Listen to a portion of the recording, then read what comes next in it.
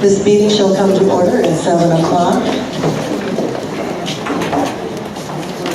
Would you please rise? Councilman Brownlee will lead us in the invocation.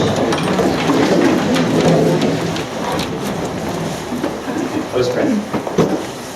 Father, we are thankful for the warming weather, the sunshine that's been abundant these past few days.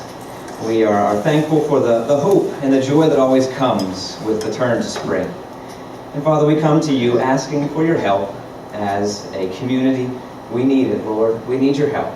We need wisdom because these challenges are difficult, and we also need strength in order to face the challenges and a resolve. So we ask that you would give us those things.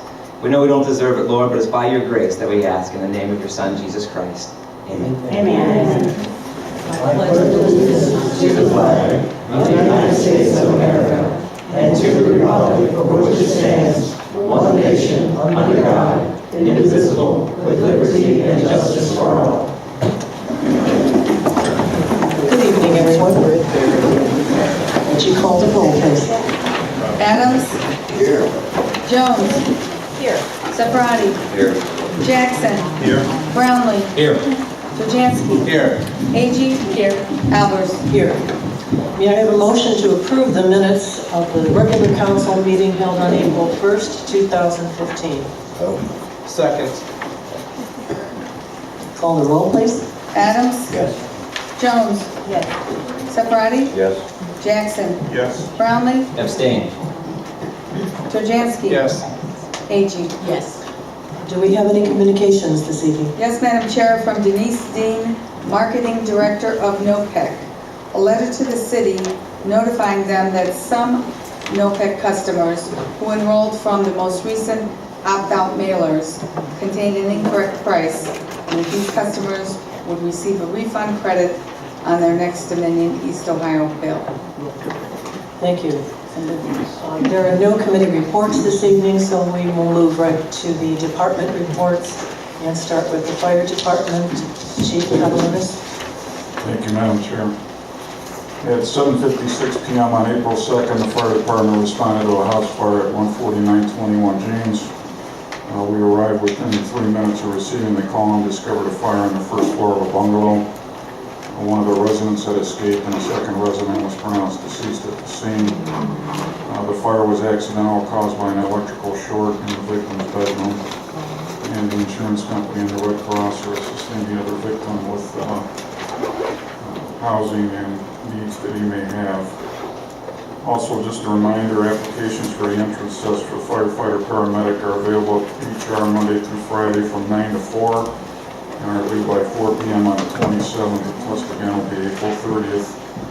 We've had a slightly lower return than in the past. I think as of yesterday we had 17 back, so if you could pass the word, that would be helpful. End the report. Thank you, Chief. Law Department, Mr. Montello. No report tonight, Madam Chair. Police Department, Chief Malpalachek. Thank you, Madam.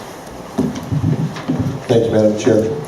Calls for service here today from the Police Department are 6,113, with 862 of those calls in the month of April so far. Last night I attended a block watch for the residents of Edinburgh. There was 8 sponsors. We talked about some of the quality of life issues that are occurring there on the street, which are kind of reflective of the ones that are going throughout the community now. With the warmer weather, as always, experience a little bit more activity in terms of noise disturbances, kids congregating, that kind of thing. As you kind of be mindful of that and watchful as you're going about your business throughout the day. If you're outside and you're able to stay up late and play your radio, if you don't have to work, just remember that perhaps the neighbor living next to you may have to work. So just be respectful of each other. And a lot of those calls will go by the wayside. If you do have problems, obviously just call us and we'll take care of that.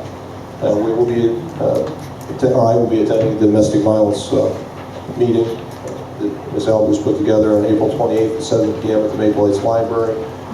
Again, that's next week. Next week? No, 2 weeks from now. Next week. 2 weeks. April 28th. April 28th at 7 o'clock. Also, I'd like to point out that the Police Department received a donation from Jim Lowe, the city's recreation department, to purchase 20 body cameras for the police department use. Very generous donation. We're in the process now of arranging that and getting it over to the finance department so we can purchase those. Well, the department already has body cameras, but some of them are getting old and wearing out. It's always good to have these things available to us, and we thank him for his donation. And with that, I'll conclude my report. Thank you, Chief. Human Services Department, Mrs. Bopan. Thank you, Madam President. Just as the police chief mentioned, the warmer weather and more calls, we have had a very large upturn in our problems at the park with vandalism. Within this last week, all of our 4 of our parks have been tagged. The Benhoff Park, where the soccer fields are, has been graffitied. The restrooms have all been graffitied on the outside, and the same Jim Lowe that made the donation will be over there painting them and getting them back in good order. The Home Street playground, someone took their vehicle, drove over the grass, and it was soaking wet. The grass, the indentation of the tire marks, all the way around the pavilion part, and then couldn't get the car out, so pulled the split rail fence down to use the split rail to get under his tires to get out of the playground. So destroyed the fence and destroyed all of the grass area, a good deal of the grass area on Home Street. The Dunham Park restroom was graffitied with some very creative artwork. If you'd like to take a look at it, this was on the walls at the Dunham restroom. So I'll take a look at that if you would like. At the Stafford Park, where we allow the Maple Heights Boys League to use the fields there to play baseball, the restroom there that we had put in was broken into and light fixtures pulled out of the top. It was all destruction. Nothing was gained by this except the destruction. Again, we had calls from the Southgate Park playground. That's at Edgewood and Edgewood and Maplewood. That was for garbage. That was just garbage. So that was picked up, and a resident called back very grateful that we did take care of that. So all of the graffiti, all of this will be taken care of and painted over. We're asking for you to please, if you see anything in the park, if you see children congregating there, adults, whatever, please call the police and let them know so we can try to get a handle on some of this. This Friday night, on the 17th, we will be having our volunteer recognition here at the Senior Center. We'll be honoring 55 volunteers that last year donated 50 hours of service either to the Senior Center here, to the greater Maple Heights community, or to the food pantry. It is more important this year that those volunteers are being utilized. We're keeping different track of this, and that's because our federal grants from the Area Agency on Aging require a cash match from the city. We are able to change that cash match to an in-kind match, and those volunteer hours now will be used, instead of the city adding money to that, the hours that are donated by these volunteers will now be counted as in-kind match. So we're very grateful to them, and it's even more important, their work to us has taken on yet another level of importance as we move forward during these difficult times. If you were here for the caucus, you heard that we're looking at different vehicles to try to get through the end of the year. This department is funded till August 31st. We are awaiting news from the county about some extra money. Another grant is going in on April 27th to try to raise further funds. And those of you who supported our candy sale, we actually made $601.75, and those are matched now by $600 from the First Catholic Ladies Slovak Association. So that turned into a $1,200 fundraiser. So we're very grateful to all of you who supported it. And, moving right on from then, you can see in the back, Tanya is sitting there. We have another raffle going on. There are 3 prizes in that raffle. Tickets are $1 each, 6 for $5 or 12 for $10. We'll pick those numbers out in the week before Mother's Day. The first prize is a lottery wheel with a guarantee of $40 as the prize. The second prize is a Shop Maple Heights, and you will see more gift cards going up there. There's $50 from K&K Meats, $50 from Novak's Floral, $50 from Sweet Speedway Gas Station, $20 from Drug Mart, and you'll be seeing some coming, another one coming from Reddy's Pizza and another one coming from Barona's Bakery. So those will be the second prize, and the third prize is the one that I'm going to put by all my tickets for, and that's for the beer, and I think that's beer and some Mike's Hard Lemonade. So that's what I'll be drinking on the weekend. But anyway, that will help support us. It's going very well. It'll be here for 2 weeks selling tickets, and then Chris's Restaurant, who donated the lottery wheel, has offered to put that in the restaurant and sell tickets for us for another 2 weeks. So thank you for your support. I know you're tired of hearing about it, but until we get through this, you're going to be hearing a lot more. So I don't go down easy. Thank you very much. End of report. Thank you, Linda. The Finance Department, Ms. Kroll. Thank you, Madam Chair. Good evening, everyone. The Finance Department has been very busy with the audits. We have 2 audits in process right now. So it's taken up quite a bit of our time, and that's what we're doing. Thank you for your attention. Thank you. Citizens, residents, comments? Do we have anyone that would like to step up to the podium? Name, address, and you have 3 minutes, please. Bob Halen, H-A-L-A-N, 16226, Maplewood Court. My death has been exaggerated. The police department had to come to my house to see if I'm alive. Neighbors haven't seen me, and neither the city council. Now that I'm back, I still want to do something for the city as I can. I'm going to state that I'm a schools crossing guard. Traffic is heavy, cars are coming zooming in and out of the city. Mostly are transients from other cities. I would like to see the traffic cameras back in place for various reasons. Safety of their kids. Number 1. Number 2, we do need it financially. You should see the cars that drive up and down Lawrenceville Road. It's a heavy traffic, and that turns into Libby, where I guard.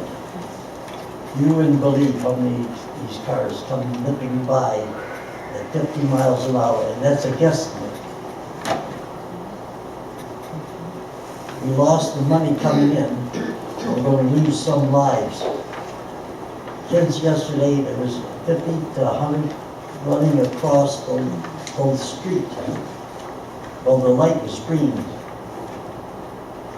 Of course, when they got on the other side, 8 girls jumped and beat up 1 girl. Having the police taking care of that instead of worrying about the cameras. And the law states that was unjustified, having those cameras mandated by a cop. That is unconstitutional. The state has no jurisdiction ordering cops to be mandating at those traffic cameras. So I would like the city council to reintroduce those cameras in progress. If at all possible, within the next 24 hours. I know that's impossible. But one of these kids are going to get hit. Who's going to pay for it? I ask when some of these kids cross the street, I want to know their family's name and their phone number and what funeral home they want to be laid out at. They joke about it, I'm not.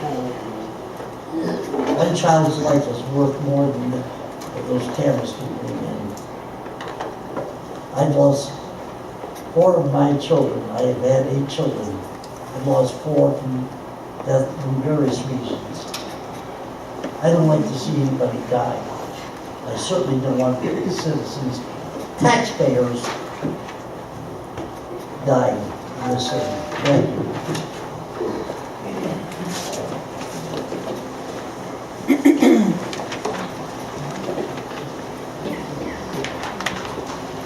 Good evening. Gerald Arnold, 20709 Bowling Green Road. As most of you know, I am a member of the Planning and Zoning Commission for the City of Maple Heights, and I need to clear something up for those of you that were here, that were at the Planning and Zoning meeting on Monday evening. And when something is wrong, I think that we have a responsibility, and I have a responsibility to set the record straight and correct it. We got to the portion of our meeting where we needed to approve the minutes of our meeting. And there was some question at that time, did we receive all the minutes from the meeting? We've recently switched from paper communication to electronic communication, which is a little tricky sometimes, but it can be done. And I think it's a good move, and it's cost effective and efficient and those other things, so it's good. With that, there's some growing pains, however. I made a statement that we had not received the minutes from our January and our February meeting at the Planning and Zoning Commission, when in fact we had received them. The minutes came as an attachment to an email, and I needed to scroll down further on the page to see the remaining two attachments that I had not seen. So for me to say that the minutes were not received would be an error. They were received timely, they were received completely.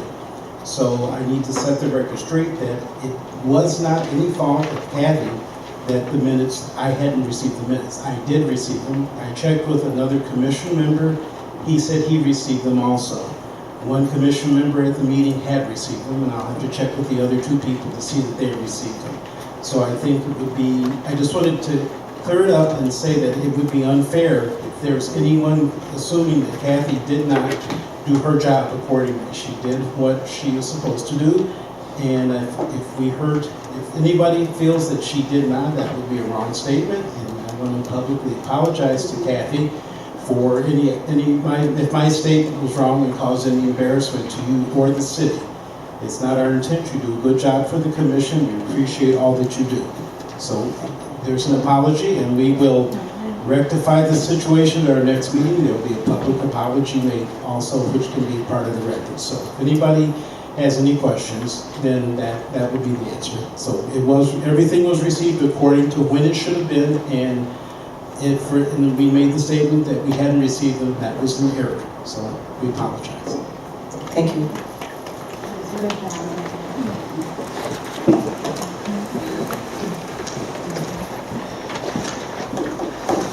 Hello, Mayor and Council. My name is Joe Fouché. My address is 7243 Somerville Drive, Oakwood Village. I wanted to come What's that in the street? Somerville, I'm sorry, SOMERVILLE Drive. I wanted to come in first, officially introduce myself and my company to the City of Maple Heights. We have gone before your planning commission, planning and zoning, but I wanted to come before council and say hello and introduce ourselves. I've had a lot of experiences throughout Cuyahoga County, the cities big and small, but I've worked with your law department, briefly with someone in the mayor's office, the police department, your clerk of council, Ms. Unger, and Councilwoman Agee, and I just want to thank you all for the professionalism and the expeditious responses to our inquiries and some of the issues that we've had in trying to come here to do business in Maple Heights. So I just want to let you know that I appreciate the professionalism that they display. Secondly, we have made a decision to come to Maple Heights and relocate our business, which is a transportation and educational consulting business along Southgate Park Boulevard. We hope to bring approximately 20 full-time and part-time jobs to that location, and hopefully more as we grow. In our dealings with Maple Heights and at that location, we were approached by Southgate management to also manage the bowling alley.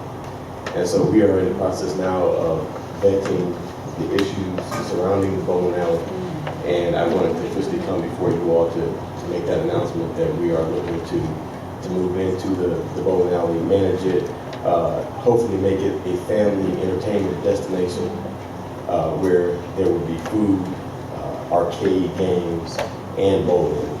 to that location and make it a place that you would want to bring your family and friends. Thank you. Thank you.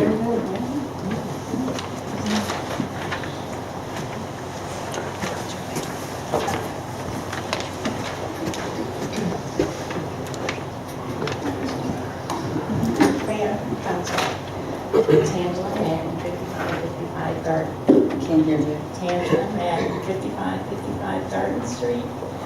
I have a concern from last meeting. I wasn't here, but I heard about it. Anyway, for one thing, Tony Jones, I forgot to mention to you that if possible, I can get those, the list of the demo homes that's going to be demolished. And also, the last meeting on April the 1st, it was stated,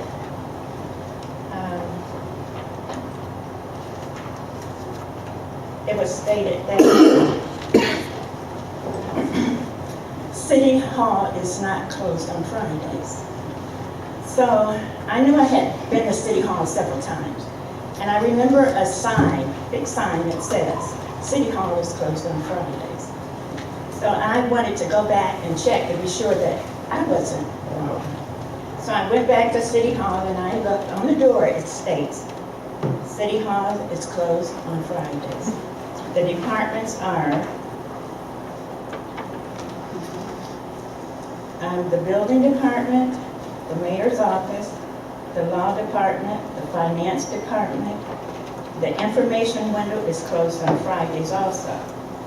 So if these departments are closed, what determined that the City Hall should be open on Fridays if all those offices are closed? I don't understand. How can City Hall be open when all those departments are closed? So if there's, since then, when I went there on the 7th, which was 6 days after the council meeting, that sign was still there. So if City Hall is closed, then that sign should come down. If City Hall is open on Fridays, that sign should not be there that says that they're closed. So we should get that cleared up. Is it closed or is it open? Thank you.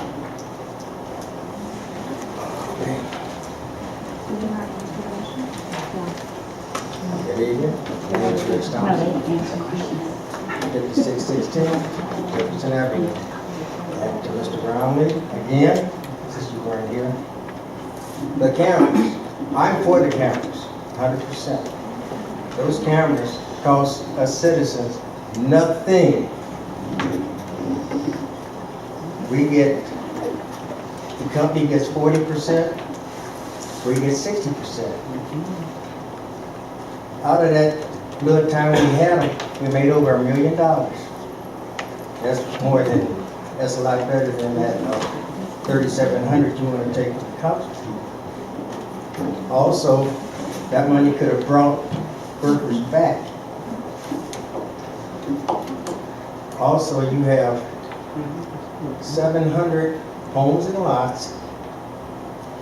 There's no income. That's $1 million right there.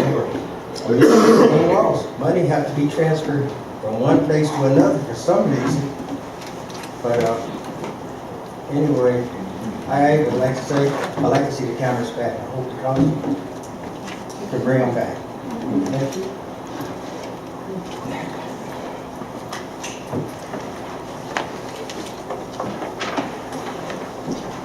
Moving on to the legislation, please. Resolution number 2015-13, a resolution declaring it necessary to levy an additional 1.3 mil tax levy for 5 years for the purpose of current expenses and general operations of the Maple Heights Senior Center pursuant to Ohio Revised Code, Section 5705-19. and requesting that the county auditor certify the total current tax valuation of the city and the dollar amount of revenue that would be generated by the additional levy and declaring an emergency. May I have a motion to suspend the rules and place this resolution on its third and final reading? So moved. Second. Is there any discussion?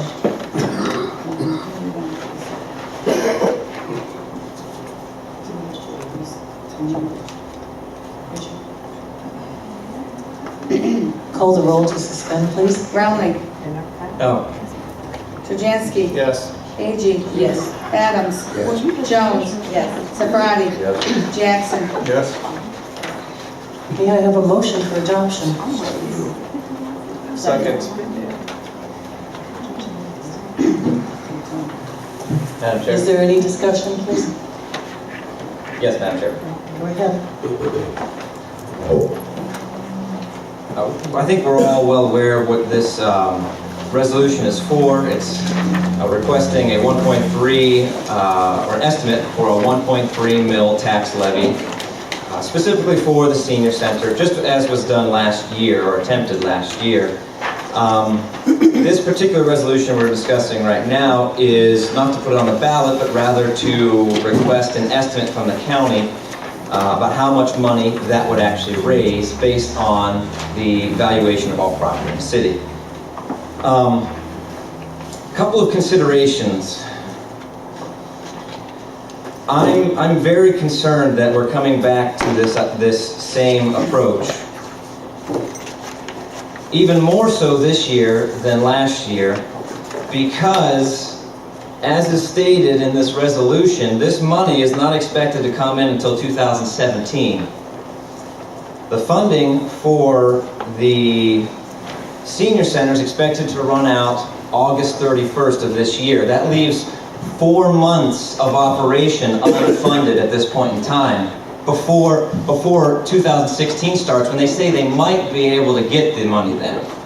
Maybe. But it could be a total of 16 months at $30,000 per month on average to operate. Some quick math, say we do get the money in January 2016, we would need to fund it for 4 months. At $30,000 a month is $120,000. The last fundraiser raised $1,200. We'd have to do that 100 times between now and then to raise that amount of money. It's possible that, all these things are up in there. It's possible that another grant could come in, or maybe 2 grants could come in, but they're not going to total $120,000. But that's not even the biggest issue. We have other concerns in the city than the senior center. There are other things that happen around here than the senior center, and that's not to take away from the senior center. It's to say, remember how important these other things are, like the building department, like the streets, the service department. These things are paramount.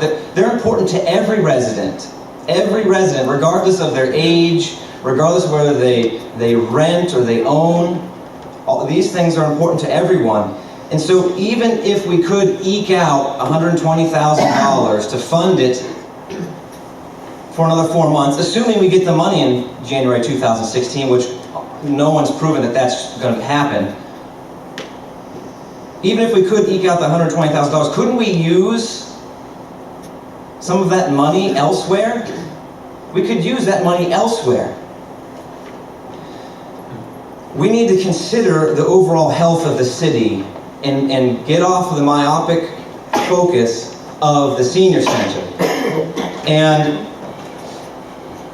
Ms. Vopat has worked very hard. She was right. She doesn't go down without a fight. Anyone can see that. Yet, the health of the entire city hinges upon properly prioritizing every department. There are other things that are falling by the wayside that affect everyone, including seniors. So please, let's not go through this again. We've done this for well over a year now, assuming we're going to get money through a tax increase, and then sitting on our hands and doing nothing to face the problems, nothing to come up with a plan B. And then, you know what, they haven't passed. Overwhelmingly, they haven't passed.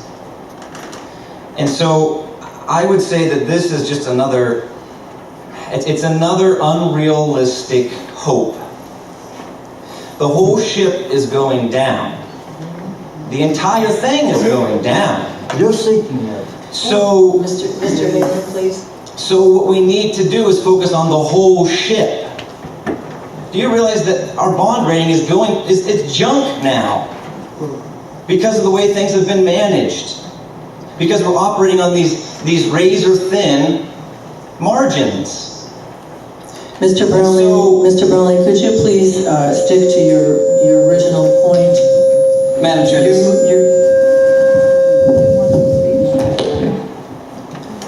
You're actually moving off of the levy issue. Thank you, Madam Chair. So we need to look at the entire ship, not just one piece of it, because the whole thing is sinking. We're taking on water, and we've been for a long time. It's really time that we faced up to that fact. And we are not going to get out of this without making hard choices. So don't pretend that we're going to somehow kumbaya and get through this. We're all going to well wish ourselves to health and prosperity. It's not going to happen in Maple Heights. We are in the final stages of sinking, and that means drastic measures need to be taken.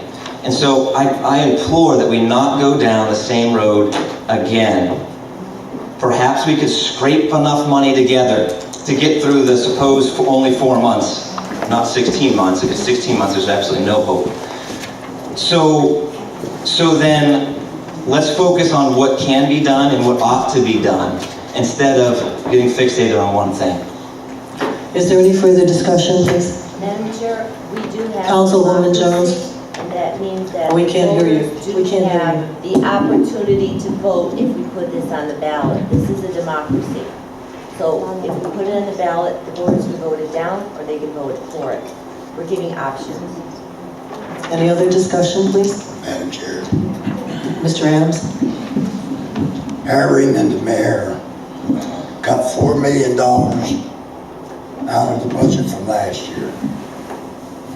We lost a vote on the Senior Center by what? 55 votes. 55 votes. Not a landslide. 55 votes. And a lot of people came out to vote the cameras. They was mad, so I think they voted no for everything. If you take the Senior Center out of the budget, if this levy passes, the residents support it, to keep it supported, that money can be used other places too.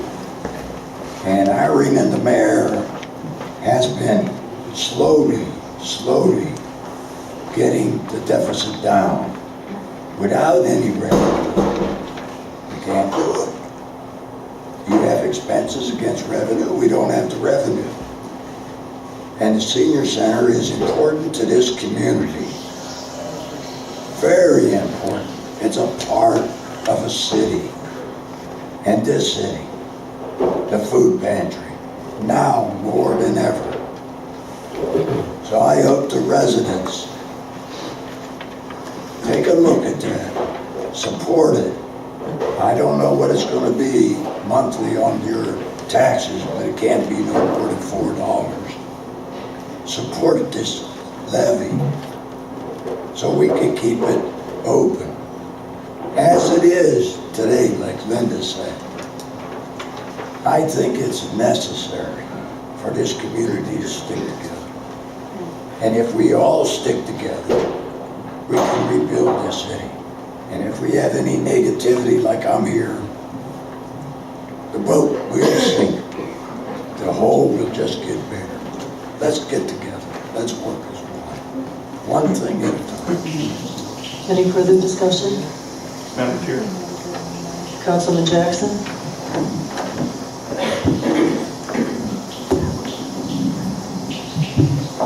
Thank you.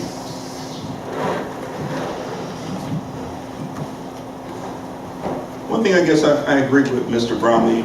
We do need to look at help for our building department and for snow removal and salt and all those kind of things. And guess what?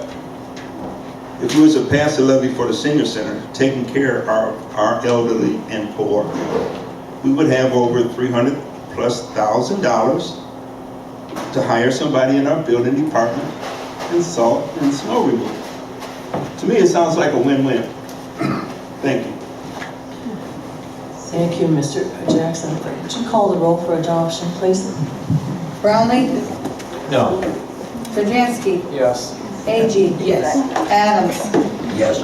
Jones, Yes. Safaradi, Yes. Jackson. Yes. Passed by the vote, 6-1.